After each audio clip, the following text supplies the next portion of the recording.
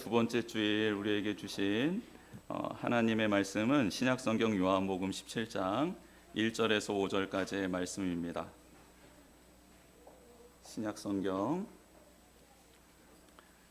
177면에 나와 있는 요한복음 17장 1절에서 5절까지의 말씀을 같이 한 목소리로 읽겠습니다. 시작. 예수께서 이 말씀을 하시고 눈을 들어 하늘을 우러러 이르시되 아버지여 때가 이르렀사오니 아들을 영화롭게 하사 아들로 아버지를 영화롭게 하게 하옵소서. 아버지께서 아들에게 주신 모든 사람에게 영생을 주게 하시려고 만민을 다스리는 권세를 아들에게 주셨음이로소이다. 영생은 곧 유일하신 참 하나님과 그가 보내신 자 예수 그리스도를 아는 것이니이다. 아버지께서 내게 하라고 주신 일을 내가 이루어 아버지를 이 세상에서 영화롭게 하였사오니 아버지여 창세전에 내가 아버지와 함께 가졌던 영화로서 지금도 아버지와 함께 나를 영화롭게 하옵소서. 아멘. 할렐루야. 네, 우리 성도님들 되게 불안한 마음으로 저를 위해서 기도 많이 해주시는 게 느껴졌습니다. 얼마나 우리 성도님들이 떨고 계시는지 저도 막 떨리더라고요. 하나님께서 은혜를 주셔서 부흥에 잘 갔다 왔습니다. 부흥이 2박 3일로 끝나면 안 되는데 그렇죠? 부흥이 날짜가 막 정해져 있어요, 그렇죠? 한 이틀, 3일 이렇게. 그게 이제 부흥이 아니고 부흥은 하나님께서 늘 동행해 주시고 함께 해 주시는 그게 부흥이고, 성령님이 우리 가운데 역사하시면 그동안 내가 하나님 안에서 받았던 게 그 은혜와 믿음이 사랑이 더 견고해지는 게 이게 성령님이 하시는 일이잖아요. 갔는데 제가 욕심이 좀 생기는 거예요. 부흥 강사가 딱 가면은 뭔가 뭐가 역사가 일어나야 되잖아요. 그래서 뭐 그런 욕심이 막 내 안에 생기면서 이거 큰일 났다 뭐 이런 생각도 좀 하고 했는데, 근데 결론은 예수님, 복음, 그 생명만 이렇게 전하고 왔습니다. 그 답이 그거더라고요. 예수님을 만나면 되더라고요. 예수님 안에 거하면 되더라고요. 그래서 성도님들 내촌 영광 장로교회 그 성도님들에게 주님을 만나고 주님과 동행하고 주님 안에 거하고 그리고 그것을 사모하는 우리 성도님들이 되십시오. 그러면 하나님께서 알아서 그 필요한 것들은 다 이렇게 채워주실 줄 믿습니다. 이렇게 말씀을 전하고 왔는데요. 정말 주님 한 분이면 족하다. 또 주님 한 분이면 우리는 능히 이길 수 있다라는 신앙이 우리 안에 정말 확신 있게 견고해지는 이 시간 되었으면 좋겠습니다. 우리 성도님들 한번 고백해 봤으면 좋겠습니다. 예수님 한 분이면 충분합니다. 예수님이 저의 모든 것 되십니다. 아멘. 이게 막 이렇게 기쁨으로 이게 내 안에서의 진심으로 이렇게 우러나오게 해주시는 게 이제 성령님이신데, 그래서 우리가 이제 성령 충만해야 되는 것이죠. 하나님께서 어떤 예배를 가장 좋아하실까? 우리 지난주일 부활절 예배를 드리면서 참 많은 생각을 했던 것 같습니다. 분명히 화려했던 예배, 또 화려한 세션과 뭔가 갖춰져 있던 그런 예배가 딱 드려지고 그 다음 주일 예배는요 뭔가 썰렁합니다. 아무래도 뭔가 그 여운이 남아 있는데 와서 보면 또 그런 게 없거든요. 뭐 이런 게 조금 이제 문제가 되는 것 같아요. 그런데 제가 그때 예배를 드리면서 한 가지 하나님께 고백했던 건 이것입니다. 하나님께서는 이렇게 각자의 자리에서 하나님이 정말 나의 주인이시고 예수님이 나를 위해서 죽으시고 부활하셨다라는 것을 믿음으로 감사함으로 고백하는 예배를 받으시는구나라는 이 생각을 했어요. 그러니까 뭐 많은 어떤 악기가 준비되어 있고 어떤 프로그램들이 있고 순서들이 있어서 우리의 예배를 받으신 게 아니라 그 시간을 참여하고 그 자리에 있든지 아니면 예배당에 예배자로 서 있든지 아니면 온라인으로 각자의 자리를 구별하여 서 있든지 그때 정말 예수님이 부활하셨고 그 부활하신 주님이 나와 함께 하시고 나는 그분을 믿는 하나님의 백성이구나라는 확신을 가지고 그 기쁨을 가지고 감사함을 가지고 예배하는 그 예배를 받아주시는구나 라는 그 확신을 제가 지난주 예배 때 이렇게 받게 되었습니다. 그런데 그 확신이, 그 기쁨이, 그 즐거움이 꼭 어떤 특별한 절기 예배를 드릴 때만 우리에게 임하면 안 되겠다 이런 생각이 좀 들었어요. 그래서 감사한 마음과 기쁨의 기도 제목과 동시에 한 가지 고민이 되는 게 있었습니다. 뭐가 고민이 됐냐면, 그렇다면 이 부활절 예배를 우리가 그렇게 기쁨으로 드리고 감격으로 드린 후에 지난 월요일부터 시작됐던 이 부활 주간, 그리고 앞으로 부활하신 주님을 매 주일마다 찬양하게 되고 만나게 될 텐데, 그 부활하신 주님과 함께 살아가는 것은 정말 우리에게 가능한 일일까? 그 주님이 나와 함께 한다라는 것을 느끼고 그 주님이 나와 동행함을 느끼고 그래서 두려움의 대상이 바뀌고 그 말씀이 정말 믿어지고 신뢰가 되고 그리고 그 주님이 너무 좋아서 그 누군가에게 그냥 전하고 싶어지는 이런 삶을 나는 정말 살 수 있을까? 이런 생각을 하게 되었습니다. 여러분 어떠십니까? 지나간 일주일의 삶, 부활주일의 기쁨을 맛보았고 그리고 부활하신 주님이 살아계셔서 나와 함께 한다라는 것을 깨달으셨는데 지나간 한 주의 삶이 어떠셨습니까? 뒤돌아보면 조금 아쉬운 부분도 많고 그리고 나는 정말 나의 믿음과 고백은 이 예배당 안에서 잘 갖추어진 이 형식 안에서 찬양할 때만, 아멘할 때만, 고백하라고 할 때만 있는 신앙 아닐까라는 이런 생각을 한번 해보시지 않으셨습니까? 어떻게 하면 이 교회에서 또 주어진 이 은혜의 자리에서 선포하고 믿고 확신했던 내용이 나의 삶 속에서도 그대로 연결되어서 나아갈 수 있을까? 이런 고민이 좀 들었습니다.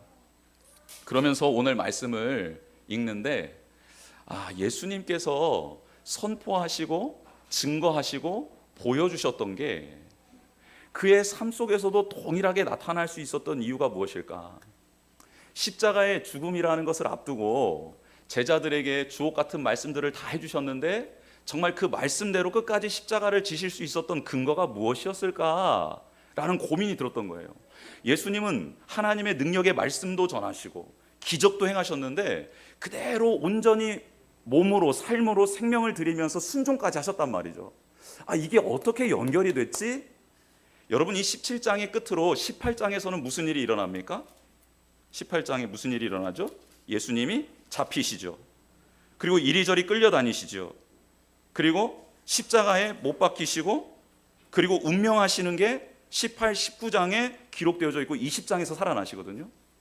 그러니까 그동안 예수님이 말씀해 주셨고 나는 이렇게 될 거야 라고 말씀해 주시고 보여주시고 증거하셨던 그 삶이 그대로 다 이루어지는 그 사이에 뭐가 있냐면 오늘 본문 17장이 있더라는 거예요. 근데 이 17장은 뭘까요? 예수님의 기도거든요. 예수님의 기도예요. 근데 이 기도가 어떤 기도인가? 여러분, 예수님이 드리신 기도는요, 성령님의 인도함을 받는 기도였습니다. 한번 따라해 보겠습니다. 예수님의 기도는 성령님의 인도함을 받은 기도였습니다. 목사님 아직 성령님이 임하시려면 사도행전까지 가야 되는데 아직 사도행전 안 갔는데요. 어떻게 예수님이 성령의 충만함으로 예배를 기도를 드리셨죠? 여러분 예수님 언제 성령님의 충만함으로 임하셨죠?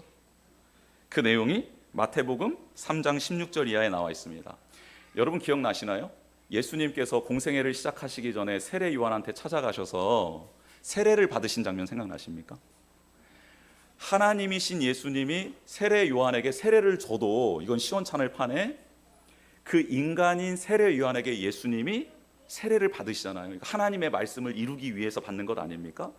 그렇게 하나님의 뜻 앞에 순종하셨던 예수님에게 세례를 받고 올라오실 때 성령님이 비둘기같이 예수님에게 임하시고 하늘로부터 음성이 있습니다. 이는 내 사랑하는 아들이요 내 기뻐하는 자라 라고 하시면서 성령이 충만하게 예수님 가운데 임하게 돼요.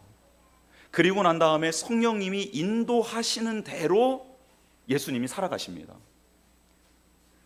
여러분 그 장면이 마태복음 3장 16절에 나와 있는데 이렇게 기록되어져 있습니다. 예수께서 세례를 받으시고 곧 물에서 올라오실새 하늘이 열리고 하나님의 성령이 비둘기같이 내려 자기 위에 임하심을 보시더니. 근데 왜 성령님이 비둘기같이 임하신 거죠? 구약 시대에 제사를 드렸던 짐승들 중에 유일하게 조류가 한 마리가 들어가는데 그 조류 중에 뭐만 제사로 드릴 수 있었냐면 비둘기만 드릴 수 있었어요. 그래서 예수님에게 성령이 임하시는데 비둘기같이 임했다라는 건 뭐냐면 성령이 임하심으로 말미암아 예수님이 하나님이 받으시기에 합당한 제물이 될 것이다라는 뜻이었습니다. 즉 우리가 지금 성령님을 받아야 되는 이유, 성령 충만에 대해야 되는 이유는 무엇이냐면 하나님이 받으시는 거룩한 산 제물이 되기 위해서 성령의 기름 부으심을 받아야 되는 거예요. 그렇게 임함을 보시더니 하늘로부터 소리가 있어 말씀하시되 이는 내 사랑하는 아들이요 내 기뻐하는 자라. 그때 예수께서 성령에 이끌려 마귀에게 시험을 받으러 광야로 가시더라.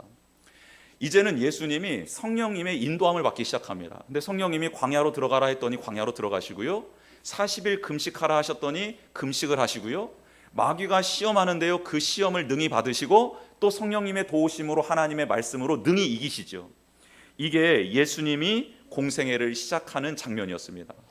즉 예수님은 모든 일을 성령 충만함으로 감당하신 것이죠. 그러니까 오늘 이 본문도 기도를 하시는데 어떻게 기도를 하신 것이나 성경에는 기록되어 있지 않지만 그냥 우리가 성경을 읽을 때 이게 전제되어 있는 거예요.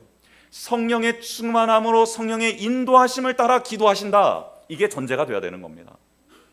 예수님은 그렇게 성령에 이끌려 이 기도를 통해 말씀하셨던 모든 내용을 온전히 성취하시게 되는데, 그러면 그 기도의 첫 소절이 어떻게 시작하는가, 이게 참 중요하겠죠. 17장 1절 말씀 전반부만 한번 보겠습니다. 예수께서 이 말씀을 하시고, 이 말씀은 어떤 말씀이에요? 다락방에서 제자들에게 새 계명을 주시고 참 포도나무가 가지가 되어야 된다라는 이 예수님이 참 포도나무이고 제자들이 가진 것 내용 설명해 주셨고요. 그리고 성령님이 임하실 것이다. 성령님은 이런 일들을 할 것이다. 그리고 너희는 박해를 받을 것이다. 그러나 나와 함께 승리하게 될 것이다 라는 정말 주옥 같은 말씀, 십자가의 핵심적인 복음 내용들을 다 가르쳐 주셨습니다. 이 말씀들을 다 하시고 그 말씀대로 하기 위해서 하셨던 예수님의 첫 번째 기도의 내용은 뭐였습니까? 뭐예요? 눈을 들어 하늘을 우러러 보셨다라는 거예요. 여러분, 우리가 교회 안에서의 생활과 교회 밖에서의 생활, 말씀을 읽을 때의 나의 삶과 말씀을 읽지 않을 때의 나의 삶, 찬양을 드릴 때의 나의 고백과 그냥 운전하며 갈 때의 나의 입술의 고백이 완전 다르죠. 완전 다르죠. 왜 다른가? 우리는 이런 교회에서 또 예배라는 형식에서 신앙 공동체 안에서는 하나님을 바라볼 줄 아는데요, 이 공간을 떠나서 혹은 말씀을 펴는 경건의 시간을 접고 난 다음, 찬양을 부르는 시간이 멈춰지고 난 다음 우리의 시선은 하나님을 바라보는 게 아니고 자신을 바라보고 세상을 바라보기 때문에 그렇게 살 수 없는 거라는 거예요. 그래서 성령님이 우리 가운데 오셔서 하시는 일이 뭔가 계속 우리의 눈을 들어 하나님을 바라볼 수 있도록 도와주시는 거예요. 여러분, 이런 은혜가 우리 가운데 있기를 주님의 이름으로 축복합니다. 성령님이 우리 가운데 오셨어요. 우리의 눈을 들어 하나님을 볼 수 있도록, 세상 가운데서도 하나님을 의지할 수 있도록 우리 가운데 오셨습니다. 그래서 광야와 같은 세상 속의 나의 삶 속에서 수많은 위기야 위협과 사탄의 유혹이 다가오는데 그때마다 성령님과 동행하며 우리 안에 있는 하나님의 말씀, 그 말씀으로 물리치고 말씀 따라 승리하게끔 도와주시는 분이 바로 성령님이시다라는 거죠. 그러니 우리 사랑하는 성도 여러분, 예수님이 십자가를 지시고 부활하셔서 승천하신 이유는 그 보혜사 성령님을 우리에게 주시려고 그러신 거거든요. 그래서 우리는 이제 구해야 합니다. 무엇을요? 성령의 기름 부으심을 구해야 합니다.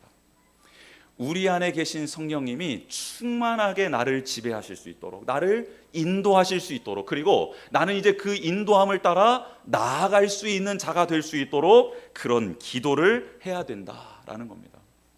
부활의 기쁨에 찬양을 드리고 영광스러운 예배를 드리고 내 삶이 다시 나락으로 떨어질 수밖에 없는 이유는 나의 눈이 다시 나를 바라보고 나의 가정을 바라보고 나의 사업과 직장을 바라보고 세상을 바라보기 때문입니다. 성령님이 우리의 눈을 들어 다시 하나님을 바라볼 수 있도록 도와주실 줄 믿습니다. 그렇게 우리가 기도하고 성령님 저를 좀 도와주십시오. 자꾸 눈이 감깁니다.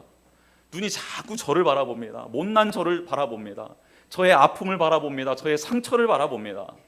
하나님, 어떻게 해도 변화되지 않는 나의 가정의 이 상황을, 직장의 상황을, 사업의 상황을 계속 바라보며 나를 힘들게 하고 저 깊은 심연으로 빠뜨리고 있습니다. 주님, 저를 좀 도와주십시오.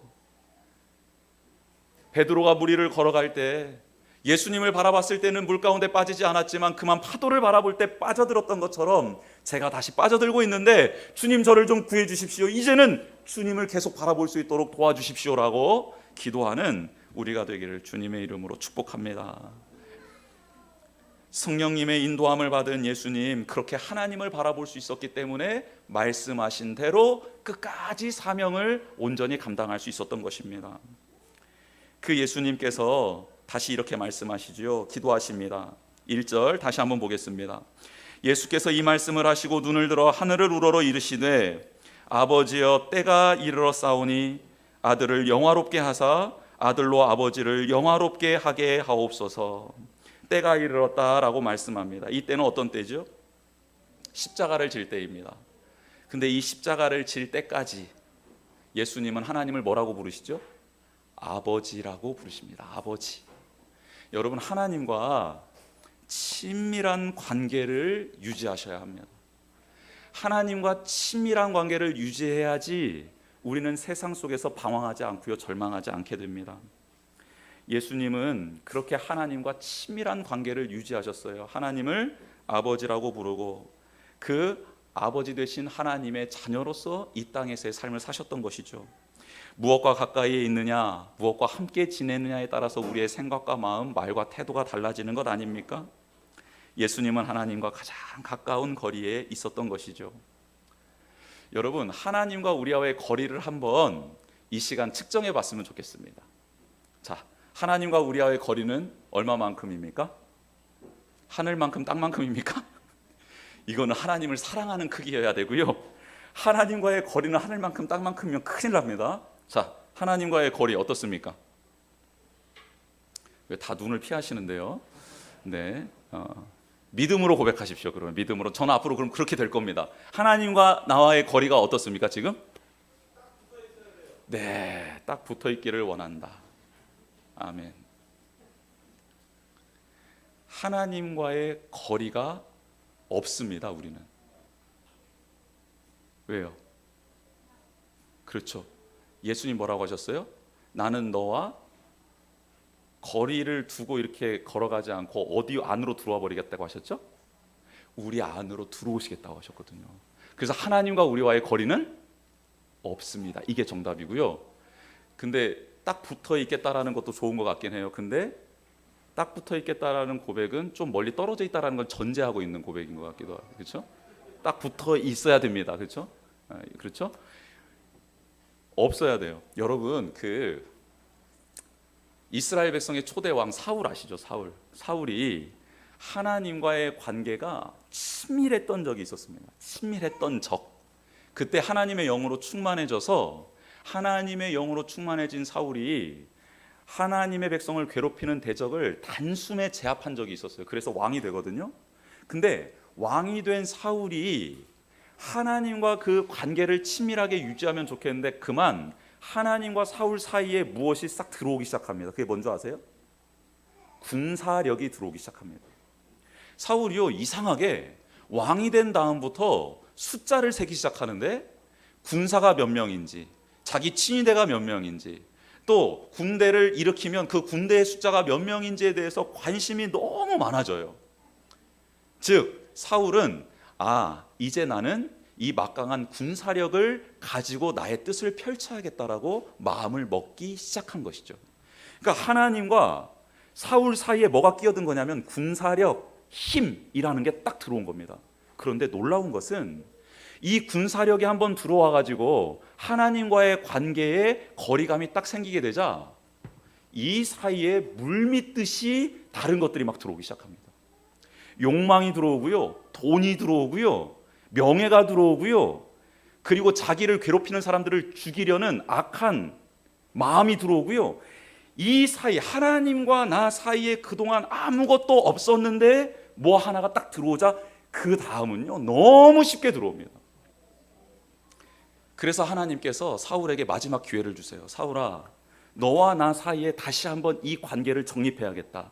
이 모든 것들 없어도 돼. 나만 있으면 된다고 말해줬잖아. 그리고 네가 나만 의지했을 때, 겸손히 엎드렸을 때 내가 너를 왕으로 세웠고, 내가 너를 왕으로 세운 후에 모든 적들을 다 소탕하게 만들어줬잖아. 네가 나만 의지할 때 내가 너를 왕으로 세웠을 때 백성들이 너를 존경했잖아. 너와 나 사이에 있는 것, 이런 것 때문에 너를 왕으로 백성들이 인정하는 게 아니었잖아. 사울아, 다시 한번 우리 정리하자. 너와의 나 사이에 있었던 이것들 다 한 번에 청산하게 해줄게. 알았지? 한 번 내 명령만 딱 따라. 아말렉이라는 사람, 그 민족, 내가 출애굽한 이스라엘 백성 괴롭혔을 때 그들을 내가 영원토록 대적하겠다고 했는데 이제 그들의 악이 끝까지 차서 멸할 때가 됐어. 사울아, 내 말을 듣고 가서 그들을 완전히 다 전멸해라. 왜냐하면 그들은 나의 뜻을 어긴 심판을 받는 민족이기 때문에 아무것도 살려둬서는 안 돼. 이것은 너가 정복 전쟁을 하는 게 아니라 심판의 전쟁, 즉 나의 말에 온전히 순종함으로 너와 나 사이를 회복하는 전쟁이야. 알았지? 내 말대로만 해야 돼. 다 전멸하고 아무것도 가져오지 마. 하나님의 진노의 심판이 그렇다라는 것을 정확하게 보여줘 약속을 했습니다. 사울이 가가지고요 전쟁을 치릅니다. 하나님이 은혜를 주셔서 일망타진을 합니다. 다 없애버립니다. 그런데 사울이 하나님의 말씀을, 하나님이 분명히 이 안에 아무것도 두지 말고 그대로 받아들여서 이 안에 거 싹 청산하자고 했잖아요. 근데 힘과 명예와 부와 재물이라는 앵글로 하나님의 말씀을 왜곡시켜 버립니다. 굴절을 시켜요. 분명히 그거 다 빼고 들으라고 했는데 그 앵글로 다시 하나님의 말씀을 해석하니까 하나님이 다 진멸하라고 했지. 근데 진멸하려고 보니까 너무 좋은 소와 양떼들이 있는 거예요. 기름지고 살찐.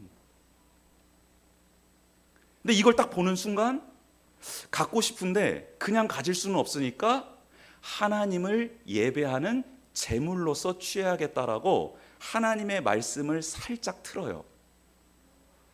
예배를 살짝 틀어요.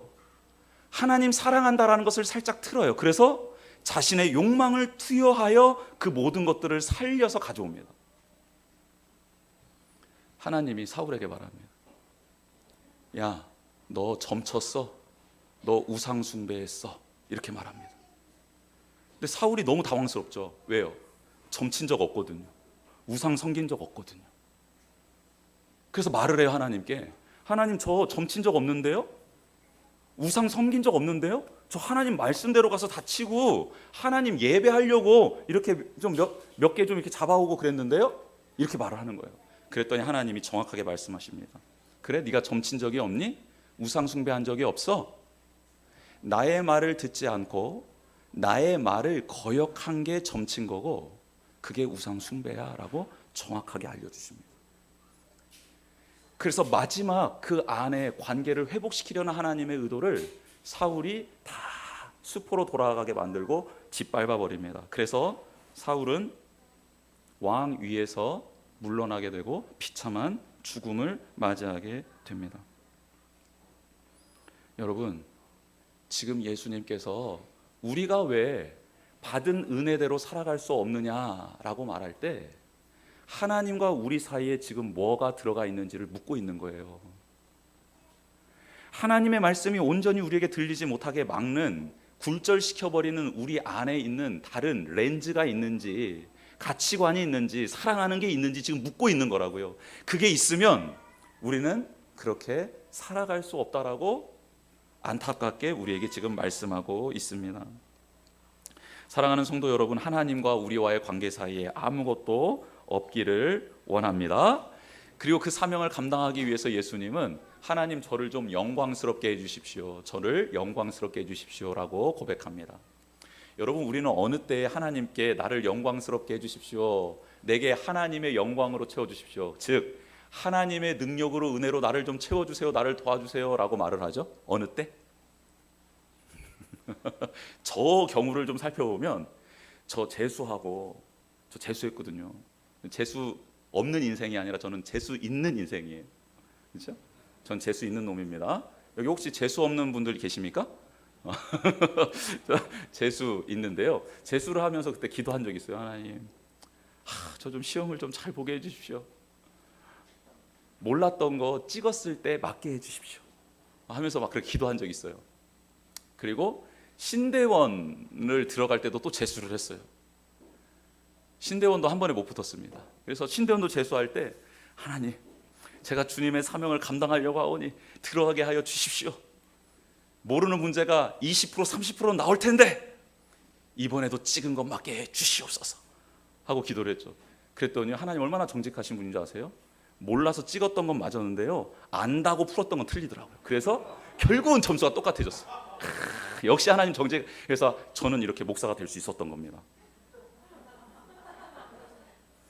여러분, 내가 확신하고 풀었던 거예요, 막 틀리게 하시고요, 몰랐던 거 막 찍은 거는 맞게 해주셔서 기도한 대로 하나님께서 역사하셨어요. 내가 어느 때 또 기도했나? 제 동생이 큰 수술을 받을 때, 그 경추 수술을 받을 때, 그때 정말 기도탑에서 정말 부르짖으면서 기도했습니다. 하나님 좀 살려달라고.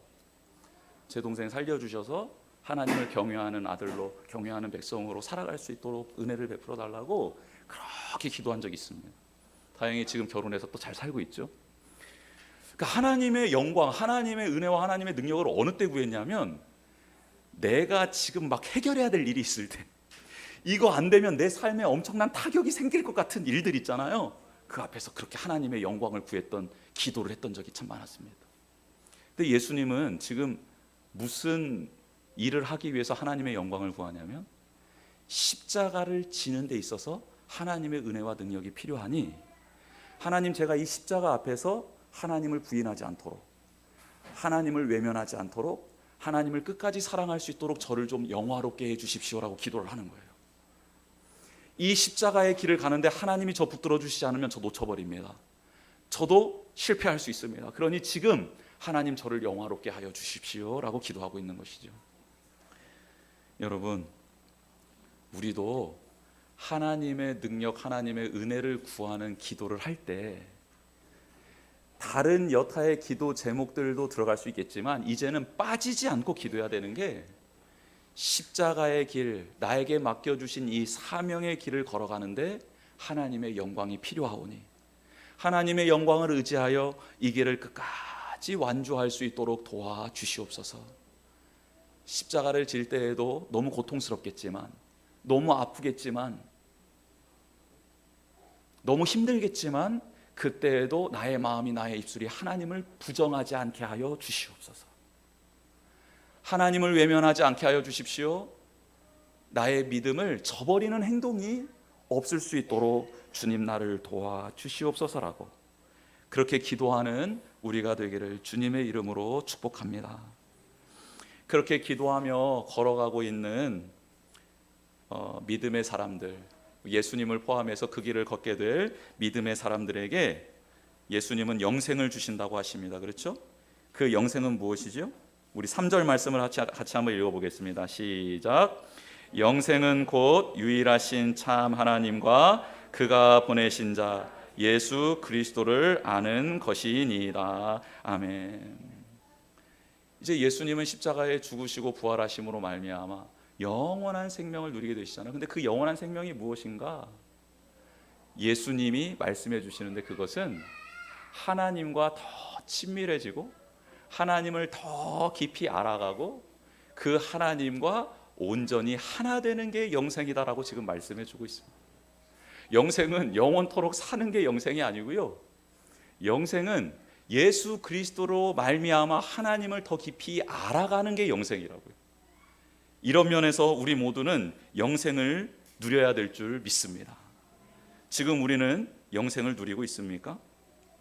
정말 매일매일 예수 그리스도를 통해 하나님을 더 알아가고 있고, 하나님이 어떤 분인지, 하나님이 내게 무엇을 원하시는지, 그리고 내가 살아가는 동안 하나님께 물을 때 하나님이 말씀으로 응답해 주시고 그 말씀 따라 살아가는 우리의 삶이 있습니까? 여러분, 이게 참 중요한 거더라고요. 여러분, 모세가 갈대상자에서 구원을 받았잖아요. 근데 구원받은 후에 모세의 삶은 엉망진창이었어요. 그렇죠? 궁정에서의 생활, 그리고 40년 동안의 광야의 생활이 그렇지 않습니까? 엉망진창이었습니다. 여러분, 구원받은 것으로서 신앙생활이 끝난다? 그러면 아무런 의미가 없는 겁니다. 하나님께서는 구원받은 백성이 반드시 하나님을 만나기를 원하세요. 더 깊이 알아가기를 원하세요. 그래서 모세를 하나님이 부르시고 알려주시지요. 내가 너를 왜 구원해 줬는지. 그 이유를 뭐라고 말씀하십니까? 그렇죠. 출애굽기 3장에 나와 있잖아요. 모세를 부르시고 하나님께서 모세를 왜 구원해 주셨는지, 내가 너를 왜 물에서 건져줬는지 말씀해 주시잖아요. 네가 나를 섬기기 위해서, 네가 나를 예배하게 하려고 내가 너를 구해줬다라고 정확하게 하나님이 말씀하십니다. 여러분, 우리가 구원받은 이유가 뭐라고요? 하나님을 섬기기 위함입니다.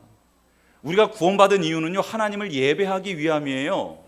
하나님을 섬기고 하나님을 예배할 때 우리는 하나님을 더 깊이 알아갈 수 있기 때문에 그렇습니다. 그렇게 예배하기 위해, 섬기기 위해 살아가는 우리의 삶은 또 많은 일들이 있죠. 그때마다 모세가 했던 건 뭐예요? 회막에 와서 예배드린 거예요. 하나님께 물은 거예요. 하나님, 제가 지금 하나님 말씀대로 살아가는데 근데요, 물이 없는데요, 먹을 게 없는데요, 싸움이 일어났는데요, 이 백성들이 혼란에 빠졌는데요, 어떻게 해야 될지 모르겠습니다. 다시 오는 거예요, 회막으로. 그래서 하나님을 섬깁니다. 하나님을 또 예배해요. 그때 하나님이 무엇을 주십니까? 말씀을 주세요. 깨달음을 주세요. 그리고 그 문제를 다시 해결해 나갑니다. 삶 속에서 하나님과 교제하게 되고 삶 속에서 하나님의 뜻대로 살아가는 친밀한 관계를 유지하게 된다는 것이죠. 사랑하는 성도 여러분, 성령님을 의지해서 우리가 영생을 누리는 자가 되어야 될 줄 믿습니다. 정말 이전보다 더 하나님을 알아가야 되고요, 하나님을 알기 위해서 말씀, 기도, 그리고 공동체에서의 순종의 삶을, 사랑의 삶을 우리가 기꺼이 기쁜 마음으로 감당해야 될 줄 믿습니다. 우리도 이 땅에 온 이유가 있어요. 몫이 있어요. 그 몫을 담당해야 합니다. 충성스럽게 하나님이 주신 힘과 능력으로 그것을 감당해야 되는 것이죠. 성령님을 의지해 그 자리를 지키고 사명을 다하는 우리를 통해 하나님은 영광 받으십니다. 하나님이 우리에게 맡겨주신 일을 성령님을 통해 잘 감당할 때 그걸 통해 영광을 받으시는 것이죠. 예수님을 믿음으로 우리는 성령 세례를 받았습니다. 그리고 하나님의 영광을 위해 살 수 있게 되었어요. 이제 우리는 선택을 해야 됩니다. 어떤 선택이요? 내 마음대로 살아갈 것인가? 아니면 내 안에 계신 성령님의 인도하심을 받을 것인가? 이 땅에서 성령님의 인도함을 받고 순종하게 되면 영원한 하나님의 나라에 계속 속하게 되고 그 하나님과 인격적인 관계를 맺으며 살아가게 될 줄 믿습니다. 이것보다 더 큰 은혜와 사랑이 어디 있겠습니까? 저희가 예수 그리스도를 본받아 성령님의 인도함을 받는 거룩한 백성들 되기를 주님의 이름으로 축복합니다. 이 시간 같이 찬양하며 나아가겠습니다. 주보의 말씀 한번 볼게요. 채워볼게요.